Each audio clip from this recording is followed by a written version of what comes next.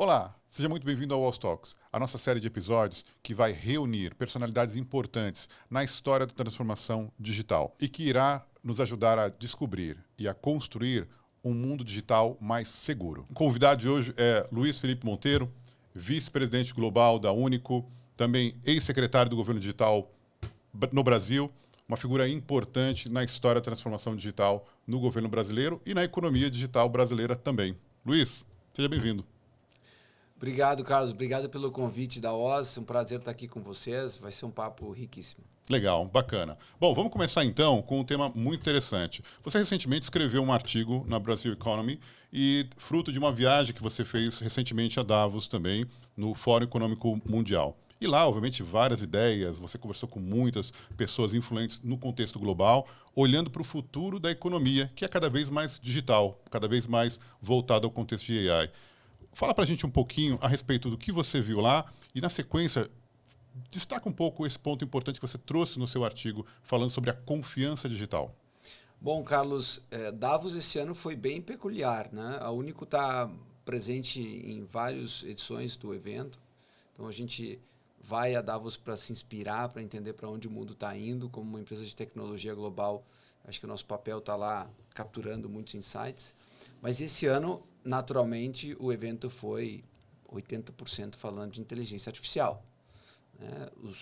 As oportunidades, o que ela vai trazer para a economia, como que o mundo se molda a partir de uma inteligência artificial que tende a alavancar as capacidades humanas, né? Tende a criar um super-humano, de alguma forma, onde a gente vai ter uma produtividade incrível. E como que o mundo de hiperprodutividade funciona, né? Então, teve muitos elementos e discussões sobre a economia do futuro potencializada pela inteligência artificial. Por outro lado, também ficou claro que o mundo tem desafios e enfrenta desafios hoje, mas esses desafios ainda vão crescer em muito nos próximos meses e anos, que é justamente o desafio da confiança. Porque se por um lado a inteligência artificial ajuda a construir conteúdo, a construir ferramentas, a capacitar melhor as pessoas, a gente sabe, nós aqui da OZ e da Único, sabemos que a inteligência artificial também é utilizada pelos fraudadores para burlar os sistemas, para invadir as contas, para capturar nossos dados, para realizar golpes do mundo afora. Com isso, ficou muito claro em Davos que é fundamental construir um tecido de confiança, uma camada de confiança na economia global. Uma confiança que se inicia pela capacidade de diferenciar o que é sintético do que é real, de quem é humano versus quem é robô. Se os governos pensam em trabalhar de uma forma que sejam estáveis, entreguem sempre resultados de forma previsível, ele também precisa se preparar para o futuro que já está aí. E a gente não vive mais uma economia do passado, uma economia física, vemos já uma economia digital. E caminhamos para uma economia baseada em inteligência artificial. Então, eu entendo que, na verdade, não só governos, como as empresas, precisam construir suas principais capacidades, seus pilares de sustentação. Nesse caso, as chamadas infraestruturas críticas, né? E entendo, então, que, com base nisso que você está colocando, não é somente colocar uma solução, comprar uma solução no mercado e está resolvido. Tem que pensar o contexto como um todo dentro de uma perspectiva de uma infraestrutura crítica. Seria isso mesmo? Ou seja, para garantir que tudo funcione bem dali para frente? Boa, Carlos. Como em qualquer jornada de transformação, alguns elementos têm que estar presentes, né? Então, o primeiro elemento é o patrocínio e a vontade de fazer. Tanto no privado, mas em especial no governo, é preciso ter uma janela de oportunidade, uma visão dos líderes, dos executivos de governo, de que a transformação digital está aí, que isso é uma oportunidade. Eu fico muito feliz de que existe no Brasil e em vários outros países do mundo onde a gente atua. Depois, você precisa ter uma camada de estratégia. Então, qual é o caminho que você vai adotar para chegar até essa transformação esperada? Então, a descrição de uma estratégia objetiva, clara, com metas bastante quantificáveis, que consiga unir os esforços de milhares, centenas de milhares de servidores públicos, de órgãos públicos ao redor do país. Isso é um desafio por si só. né? Então, uma estratégia que consiga direcionar os esforços. Porque se os esforços forem dispersos, obviamente a gente soma zero, a gente não sai do lugar. Em terceiro, um terceiro elemento que tem que estar sempre presente é quais são os aceleradores. Se todos os órgãos públicos e governos forem construir a sua transformação digital do zero, de uma folha em branco, pode até acontecer, mas vão levar 10, 20, 30 anos. E gastar muito com isso. E se gasta muito dinheiro. Então, os aceleradores são as infraestruturas, são os building blocks, né? São as peças de Lego são os pré-moldados que você usa para acelerar a transformação. Aí entra muito, né, chegando na sua pergunta, as infraestruturas públicas digitais, né? Tal qual o GovBR fez no Brasil, onde a gente tem uma infraestrutura pública digital de biometria, por exemplo, com as bases do Tribunal Superior Eleitoral, com as bases da Senatran, que ficam, né, das carteiras de motoristas que ficam junto ao SERPRO, e outras bases, a nova Identidade Civil, né, Nacional, que está sendo construída. São essas infraestruturas de identificação, e a identificação é uma prerrogativa do Estado, mas quando o Estado constrói essas infraestruturas e disponibiliza essa infraestrutura para de serviços de tecnologia para o próprio Estado e também para o setor privado, ele constrói uma avenida de crescimento, né? É um acelerador para a transformação digital. Então, infraestruturas públicas digitais têm esse papel, né? Elas podem ser amplas e oferecidas tanto para o setor público quanto para o setor privado, ou podem ser infraestruturas públicas específicas para o setor público. Então, por exemplo, o GovBR, quando tem a assinatura digital, quando tem o login, né, a conta bronze, prata e ouro, é uma infraestrutura reutilizada por mais de 200 órgãos do governo federal e por milhares de municípios ao redor do país para prestar serviços públicos. Isso consegue que a gente pule várias casas, né, no tabuleiro e que a gente chegue lá na frente. Inclusive, o Brasil ultrapassou vários países que a gente hoje tem como exemplo de tecnologia do mundo, mas o Brasil está muito à frente em governo digital porque essas infraestruturas foram criadas e estão presentes.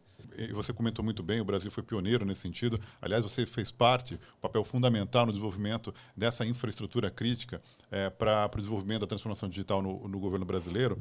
Dado sua heterogeneia da população, um país vasto, né? Ou seja, uma população hoje de 200 milhões de brasileiros, mais de 200 milhões, muita gente ainda vivendo em áreas distantes, não só na área rural, mas dentro das grandes cidades, tendo pouco acesso ou pouca educação digital. E aí entra o famoso gap digital, né, o fosso digital, que se fala um pouco entre tentar reunir gerações, pessoas com idades diferentes, e também com perfis econômicos e sociais e geográficos muito distintos. Nesse sentido, no contexto da identidade, como é que você vê os governos atuando e ainda um gap ainda que a gente pode ajudar a endereçar para trazer mais segurança, inclusive, para essa população?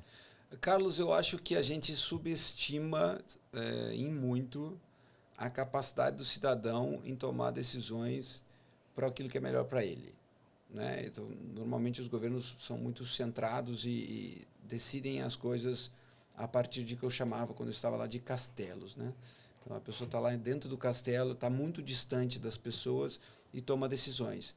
Na parte digital, o que eu vejo os governos fazendo, especialmente aqui no Brasil, eles estão saindo, descendo do castelo, né? E estão indo para o nível da rua para conversar com as pessoas, né? Fazer uma troca de experiência, entender quais são os anseios e como melhor atender os serviços digitais para as pessoas. É natural que um país continental como o Brasil, com todas essas diferenças que você citou, você vai ter mais ou menos facilidade de uso de serviços digitais e acesso por algumas partes da população. Mas a estratégia, ela primeiro, a gente estava falando de estratégia logo, um pouquinho antes, a estratégia primeiro ela não é uma estratégia de substituição de canais de atendimento. Você não está trocando um canal físico por um canal digital. Se a gente fizesse isso, a gente estaria de fato excluindo aqueles que não podem acessar o canal digital. Você está complementando um canal físico com um canal digital. O que acontece na prática? A própria facilidade e simplicidade de uso do canal digital, da pessoa não ter que levantar, pegar um ônibus, ficar várias horas na fila, perder uma hora de trabalho, às vezes perder dias de trabalho. Sim. Quando mora numa região muito, muito distante de um atendimento físico.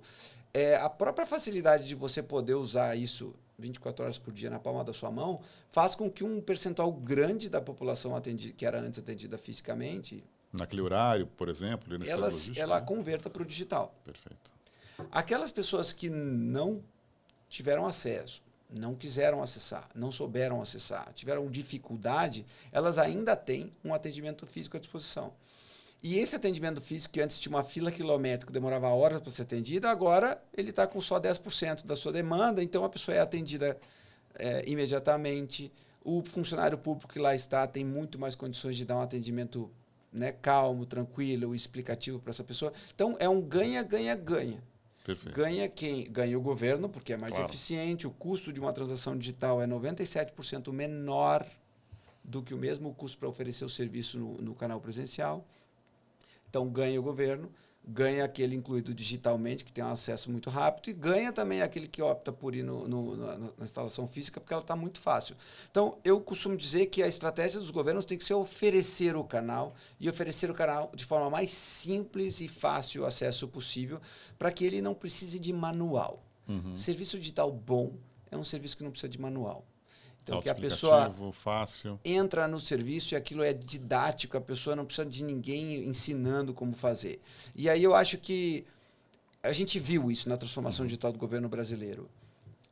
Muito se questionava se pessoas acima de 70 anos vão adotar, se a pessoa que tem dificuldade de acessar o celular vai adotar. Tinha um serviço, eu me lembro, que chamava Prova de Vida do INSS, né? Sim. A prova de vida antes, a pessoa, o idoso tinha que se deslocar e ir até uma agência bancária, tinha cenas da pessoa indo de cadeira de roda, para simplesmente mostrar que está vivo. Algumas até camadas, né? Isso, para continuar recebendo um benefício social e tal, uma aposentadoria. E a gente se perguntava, será que essa pessoa vai acessar a prova de vida no celular, que usando biometria facial? Talvez não, né? Essa era uma dúvida. Quando a gente botou o serviço no ar, os idosos adotaram em grande massa, porque era muito mais fácil. E o que eles faziam? Usavam suas redes de apoio. Isso brasileiro é muito bom. Sim. Né? Pega o neto, o vizinho, o amigo, etc. Me ajuda aqui que eu preciso fazer isso aqui, porque eu não vou perder horas para ir para uma agência bancária. Então, as pessoas elas se reinventam, elas encontram os caminhos, porque você está entregando facilidade e simplicidade. Na identificação digital, a gente tem que, na identidade digital especificamente, a gente tem que garantir que a gente não crie uma segunda barreira. Quando a pessoa decidiu fazer o acesso via canal digital, a identidade, a verificação da identidade, ela tem que garantir essa inclusão. É complexo porque quanto mais robustos os fraudadores se tornam, mais os sistemas tendem a se fechar para tentar criar barreiras, o que é um equívoco. Não o equívoco tenta defender, ele tem que defender, mas a tecnologia tem que defender mantendo a facilidade de acesso. Perfeito. Em geral, quando você não consegue adotar uma tecnologia mais robusta, você acaba trancando o sistema, construindo muros, paredes, cadeados para as pessoas entrar, a ponto de que muitos não conseguem entrar naquele serviço digital. Então, a gente ouve casos de maiores de 60 anos, por exemplo, em serviços digitais no Brasil e ao redor do mundo, com dificuldades grandes de passar pela etapa de verificação de identidade em serviços.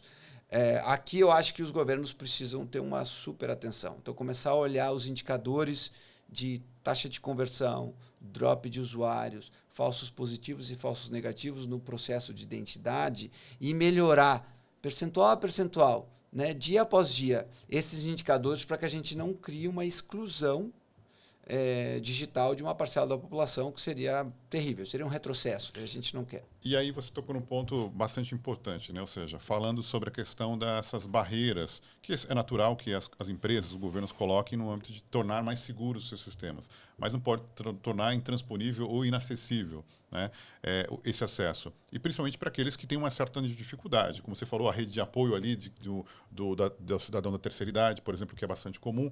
Agora, o que seria um bom exemplo nesse sentido? Porque vejo, eu analiso muito e comparo muito a iniciativa privada com os governos. Quando a gente vai, por exemplo, no âmbito dos bancos, o acesso é mais fácil, mais fluido, né, é mais automatizado. Nos governos ainda tem um pouco dessa etapa um pouco burocrática. Os sistemas de identificação ainda não são necessariamente os mais fluidos, né, e também perdem aí, principalmente aqueles que mais precisam nesse sentido.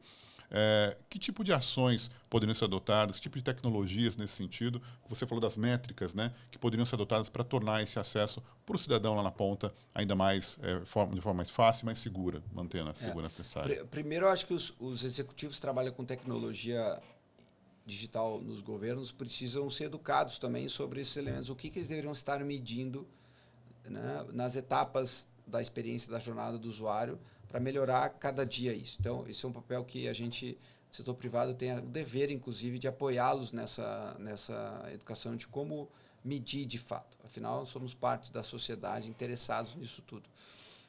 Depois também usar, como você falou, as referências dos mercados mais robustos, mais sofisticados. Então, o Brasil tem um sistema financeiro que é um dos mais robustos, sofisticados do mundo, massivamente digital, com níveis de segurança muito elevados. A gente que está em vários países vê que em outros países os bancos, em geral, ainda são muito presenciais, ainda tem muito dinheiro em papel circulando, que o Brasil a gente já se livrou dessa questão, já está muito avançado. Então, acho que os governos podem sim, e deveriam sim, conversar com os pares do mercado financeiro, dizer que estratégias vocês estão adotando para manter uma conversão alta de usuários. Nós, da Único, junto com a OSC, estamos oferecendo serviços para a maior parte dos bancos brasileiros, para a maior parte do varejo brasileiro, e atendendo a milhões de transações todos os meses, a gente tem essa expertise, a gente sabe quais as estratégias que cada um está adotando. Então, por exemplo, você ter uma captura, né, chamada liveness, né, ou seja, você captura aquela foto de forma mínimo intrusiva.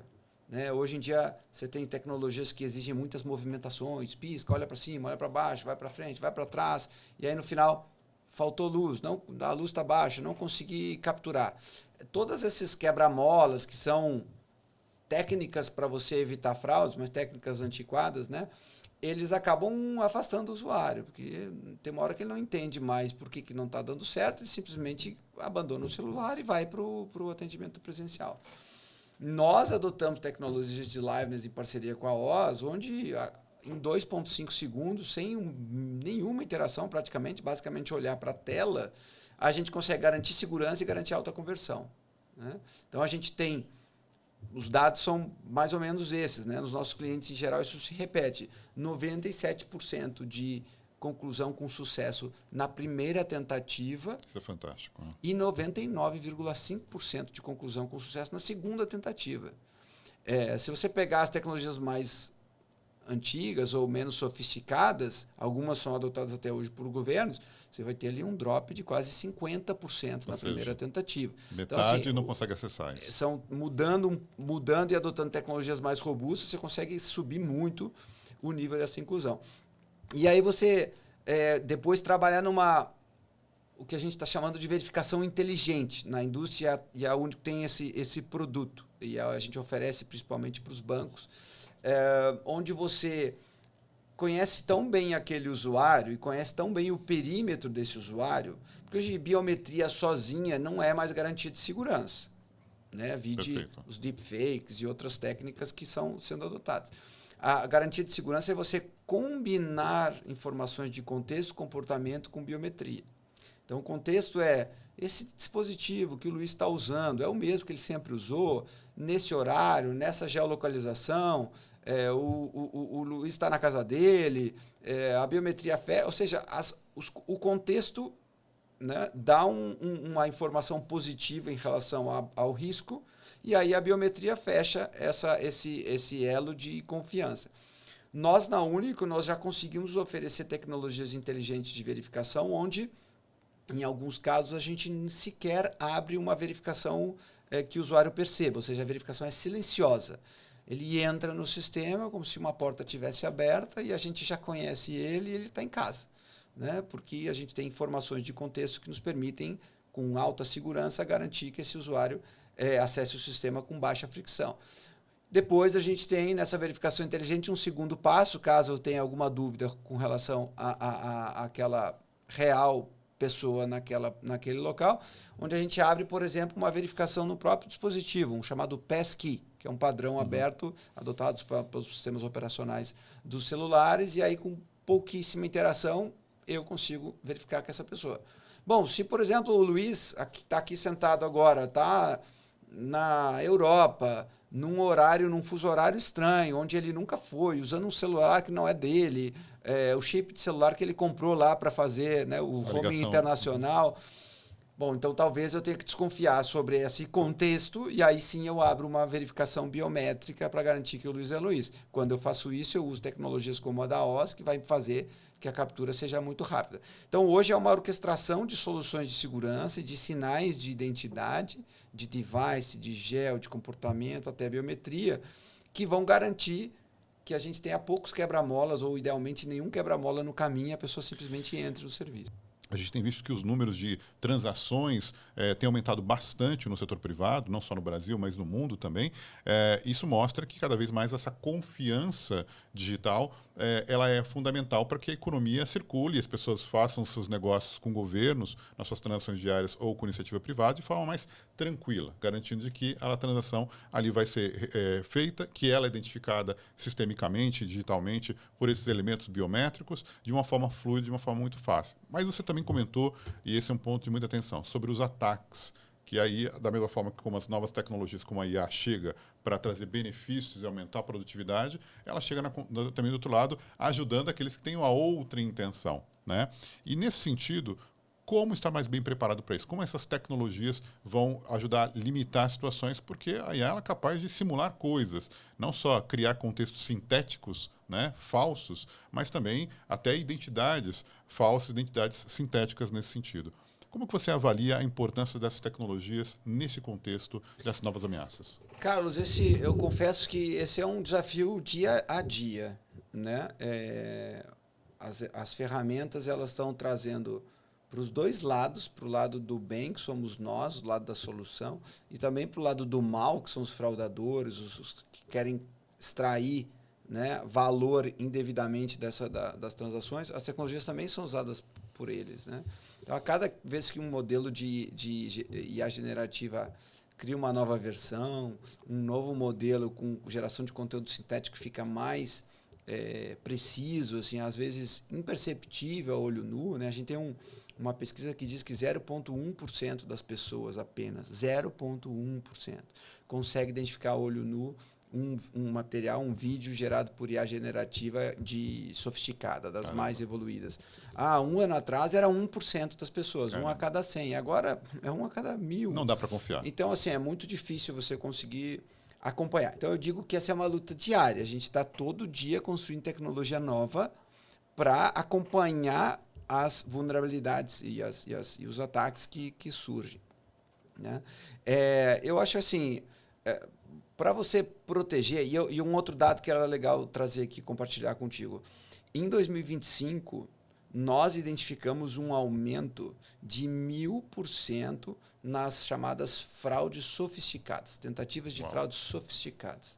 1000% em um ano. Cara, isso é muita coisa. Então, se você botar isso no gráfico, ele não é um gráfico linear. A coisa está acelerando a um nível que daqui a 6 meses, provavelmente, esse número já está dezenas de vezes maior. Toda vez que você emite uma credencial, ela é, na verdade, uma simplificação da sua identidade. Então, o bebê nasceu. Quando ele nasce, a identidade dele é a biometria que ele tem, são as características biométricas daquela criança que acabou de nascer. E aí o pai vai no cartório e diz, não, o nome dessa criança é Carlos, nascido no dia tal, pai e mãe. Quando ele está fazendo isso, ele está gerando uma credencial em cima da identidade real. A identidade real ela é biométrica. Ele está criando uma credencial biográfica com dados, nome, endereço, etc., daquela pessoa, daquele indivíduo. Essa certidão de nascimento vai ser usada anos depois para emitir o primeiro RG, ali em média 6, 7 anos, emite o RG da criança. Então, aquele documento que já é fraudável gera uma nova credencial. Esse RG gera uma carteira de motorista. Essa carteira de motorista abre uma conta em banco e gera um cartão de crédito. Também é uma credencial específica para uma finalidade de pagamento. E por aí vai. Você vai empilhando credenciais. A cada vez que você empilha uma credencial sobre outra, você tem um ponto de falha. Se eu conseguir mudar a minha certidão de nascimento, pronto, eu sou outra pessoa. O que a gente faz no grupo? Como a gente desconfia de tudo, a gente não confia que nenhuma dessas credenciais é verdadeira, a gente vai direto na origem. E a origem é a biometria. Então, a gente compara a origem. Essa pessoa é, de fato, quem ela diz ser. E aí eu acho que a gente consegue construir, com tecnologia, naturalmente, uma camada de confiança que hoje praticamente zera as fraudes dos nossos clientes, fraudes de identidade, e que a gente está apoiando governos ao redor do mundo para que possam também se desenvolver. Então, é importante que a indústria de tecnologia esteja sempre investindo. A Único e o grupo da Único, a qual a OZ faz parte, ela é especializada neste lugar. Então, a gente faz somente isso e faz muito bem feito isso. Então, nossas centenas de engenheiros estão todo dia trabalhando nisso. É um time que eu tenho orgulho de dizer que é super qualificado. Então, eu acho que investir em tecnologia está sempre desconfiando de tudo. Luiz, antes de a gente finalizar, eu queria deixar aqui aberto para você, para a gente, um último recado, uma última mensagem, olhando para frente, voltando lá aquela história da sua passagem agora, o que você viu de Davos, olhando para frente, qual o recado que você deixa, principalmente para os governos que estão nessa jornada, claro, para a iniciativa privada que também está assistindo esse vídeo aqui também e quer participar, quer trazer, quer conhecer um pouco mais sobre as novas tecnologias que protegem a questão da identidade digital.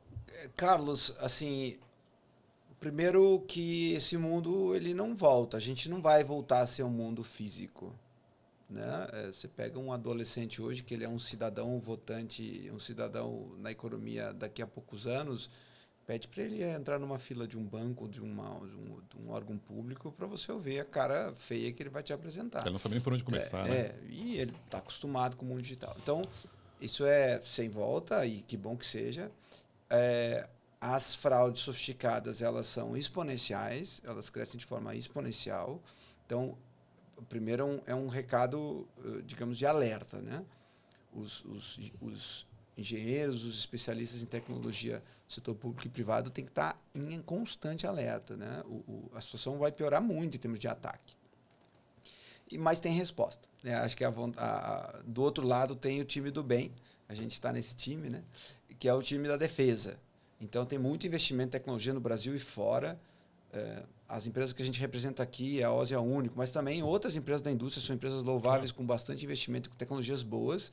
Falando que, então, existe uma indústria que governos e empresas privadas podem recorrer. E eu, se fosse deixar um recado final, um recado de que se preocupem com 4 elementos principais da jornada digital. O primeiro elemento é a precisão. Você sabe de fato se essa pessoa é a pessoa? A segurança / precisão. O Luiz é o Luiz nessa transação. O segundo elemento é o elemento da experiência.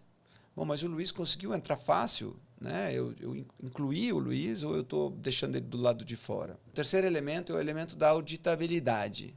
Eu consigo provar lá na frente que eu consegui verificar o Luiz naquele momento, que ele era ele, caso eu seja questionado por um regulador, por um processo judicial, algo do gênero, por um órgão de controle, por exemplo.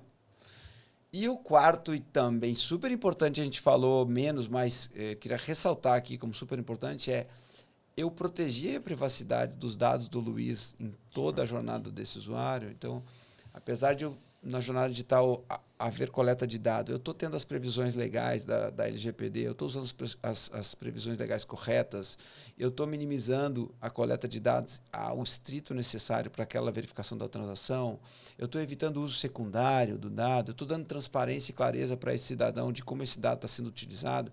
Se ele, por exemplo, quiser se opor a essa coleta de dados ou pedir exclusão de dados, ele tem um canal adequado para fazer. Então, trabalhar muito firmemente para garantir que isso seja feito com a mínima invasão de privacidade ou com a máxima proteção de dados. Acho que esses são pontos que governos e empresas privadas têm que se preocupar. E nós estamos aqui como especialistas no assunto para ajudá-los nessa jornada, né? Queria convidar também os nossos amigos e colegas da indústria de identificação e segurança em todas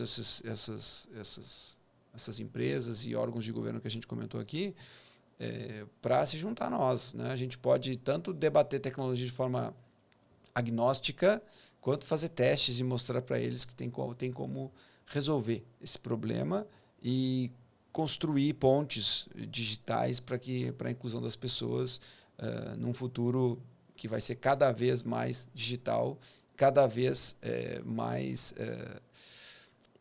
conectado, né? Então, essa é a nossa missão e eu fico muito orgulhoso de fazer parte do time do bem nessa hora. Não, sem sombra de dúvidas, e juntamente com você, milhões de brasileiros aí se beneficiando de toda essa turma do bem, né? E muito orgulhosos aí também desse trabalho brilhante, a qual você já vem fazendo parte de longa data. Então, parabéns pela sua jornada, pela história. Foi um tempo aqui, um bate-papo muito tranquilo e, assim, de muito aprendizado, né? Pena que o nosso tempo acaba sendo curto demais para tantas histórias, mas não vão faltar oportunidades. Luiz, obrigado pela sua presença aqui no All Talks de hoje. Seja sempre muito bem-vindo. Vou te fazer novamente esse convite para você voltar e a gente contar outras histórias aí, com certeza não faltam nesse momento. Se você é um gestor público ou um líder estratégico e que gostaria de entender como a Oz vem ajudando a transformar empresas e governos na identidade digital, tornando ainda mais fluida, mais rápida e mais segura, acesse-nos a nossa página no LinkedIn e acompanhe nas páginas do YouTube, do LinkedIn, para conhecer mais sobre os artigos e outras entrevistas, inclusive assistir os cortes dessa entrevista aqui de hoje, tá certo? Bom, aproveite e deixe seus comentários aí sobre as próximas pautas, as ideias, os assuntos que você gostaria que nós buscássemos e apresentássemos aqui para os próximos entrevistados. Conto com o seu apoio e até breve.